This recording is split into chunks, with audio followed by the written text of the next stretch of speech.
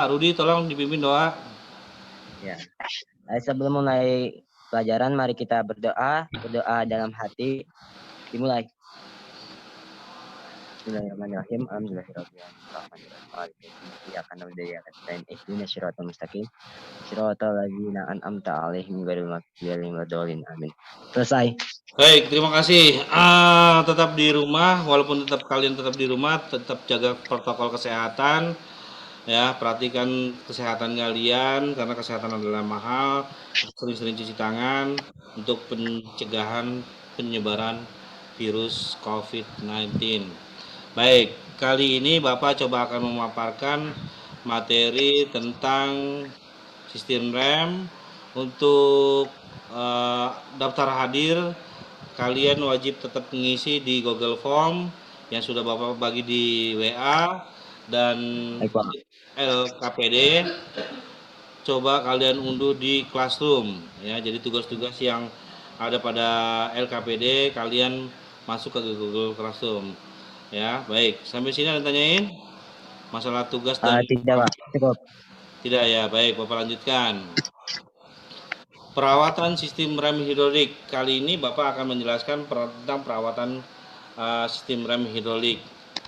Oke.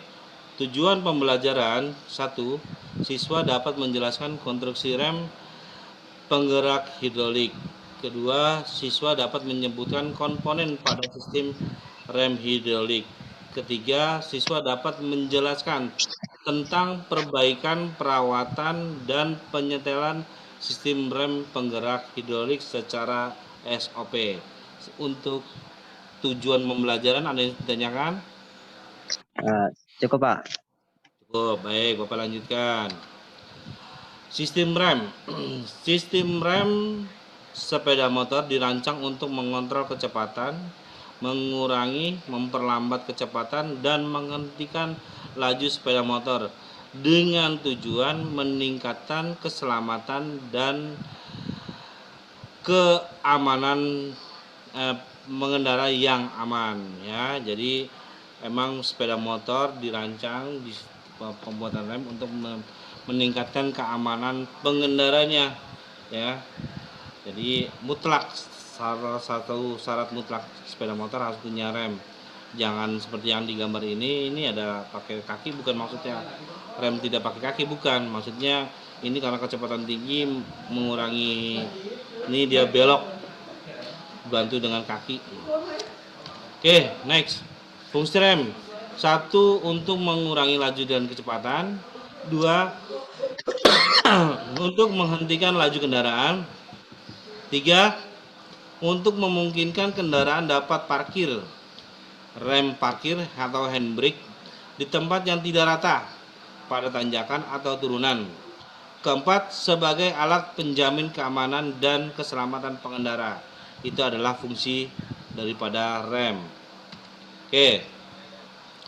Rem menggunakan hukum Pascal, di mana F1 yaitu nih, F1 adalah gaya 1 dikali luas penampang sama dengan F2 ya, gaya yang diberikan sama besar dengan gaya yang diberikan sama dengan F1. Tapi Bapak tidak akan membahas hukum Pascal ini karena setelah kalian dilalui waktu di kelas 1 kalian membuat hukum Pascal, yaitu ya inilah digunakan untuk pada master rem.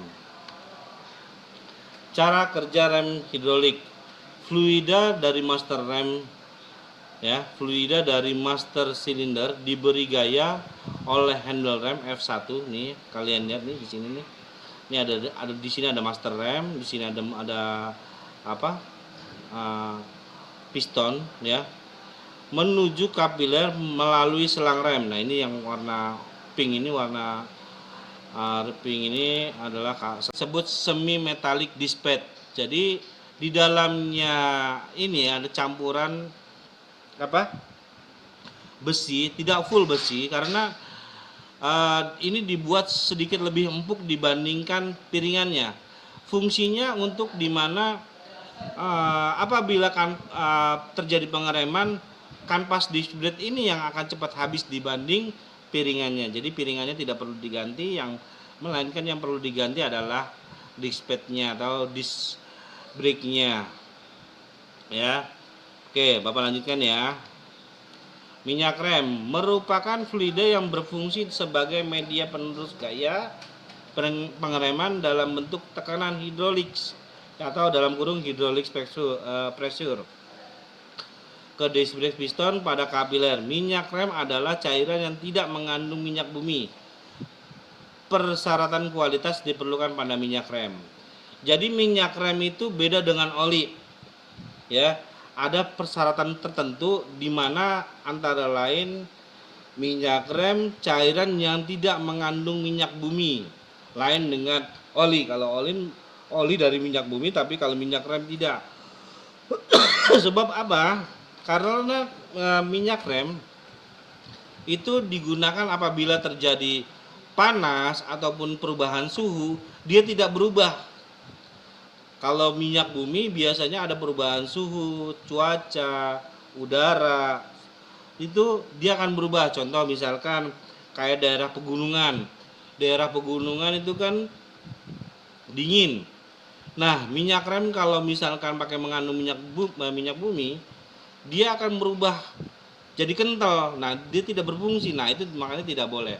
Makanya beda dengan minyak rem dengan oli. Sampai sini tanyain Rudi? Riji? Cukup, Pak. Cukup ya. Next, Bapak lanjutkan. Ini adalah cara kerja rem hidrolik sebelum bekerja. Ini master rem. Kalian lihat ini belum mendorong. Jadi tekan minyak rem 0. Pad tidak menyentuh piringan ya. Pada kapiler ini disc pad tidak menyentuh piringan. Coba kalian lihat gambarnya. Oke. Next, berikutnya. Nah, mulai bekerja, tekanan minyak rem ditambah. Di sini kalau kalian lihat itu minyak rem ditekan. Ini disc pad sudah mulai menjepit disc brake yang menjepit piringan.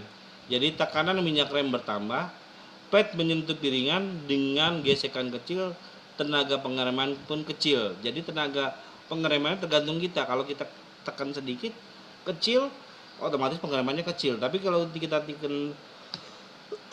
tekan besar nih saat bekerja, tekanan minyak rem besar, tekanan pada disc besar, gaya gesek besar, gaya pengereman besar. Jadi apabila kalian mulai kencang tambah 2 jari apa 3 jari, itu dia mulai menggigit disc brake ya, disc brake ya. Jadi ini kampas menjepit piringan, mulai terjadi pengereman besar. Nah, begitu kalian mulai melepas lagi, tekanan minyak rem 0, pad kembali ke posisi semula, gaya pengereman 0. Itu gaya apa? Garis besar cara kerja rem hidrolik. Jadi langkah-langkah pada perawatan rem berkala sistem rem hidrolik sepeda motor, kalian bisa lihat pada link YouTube yang Bapak kasih ini bisa kalian unduh, kalian lihat berkali-kali untuk mempelajari materi berikutnya. Ini adalah cara kerja melepas cover rem, lepas cover bagian atas. Ini melepas bautnya pada master rem. Terus lepas baut pada kapiler, ya biasanya baut L. Nah, ini adalah bagian-bagian rem yang terlepas daripada rangkaian sepeda motor. Nah, ini bagian secara keseluruhan kalian bersihkan aja. Kalian bongkar, kalian bersihkan. Yang kotor-kotor menggunakan air sabun, jangan pakai minyak atau bensin. Karena ini ada sil-sil yang nggak boleh kena minyak ya, dan di kanvas juga nggak boleh kena bahan minyak. Cukup kalian bersihkan dengan menggunakan sabun. Terus perhatikan sil-sil yang pada dalam kapiler ini ya, pada piston ini apakah terjadi kebocoran. Kalau memang terjadi kebocoran ya kalian bongkar, kalian ganti silnya. Tapi kalau nggak bocor, nggak lihat kebocoran, bersih seperti ini, Ya cukup kalian bersihkan kotorannya menggunakan air sabun. Sama juga dengan master silinder, kalian perhatikan di sini ya, apakah ada terjadi kebocoran. Apakah begitu terjadi bocoran, mau nggak mau harus ganti sealnya. Tapi kalau enggak, cukup kalian bersihkan. Setelah itu kalian pasang kembali, kalian rakit kembali. Kesimpulannya adalah rem hidrolik menggunakan sistem rem hukum Pascal di mana tekanan awal sama dengan tekanan akhir. 2. Rem hidrolik lebih pakem. Ketiga, rem hidrolik lebih stabil kecepatan melepaskan panas. Rem hidrolik bebas penyetelan. Oke. Jadi itulah adalah materi yang Bapak sampaikan saat ini kali ini. Untuk mengerjakan tugas LKPD kalian bisa unduh di Classroom, kalian upload lagi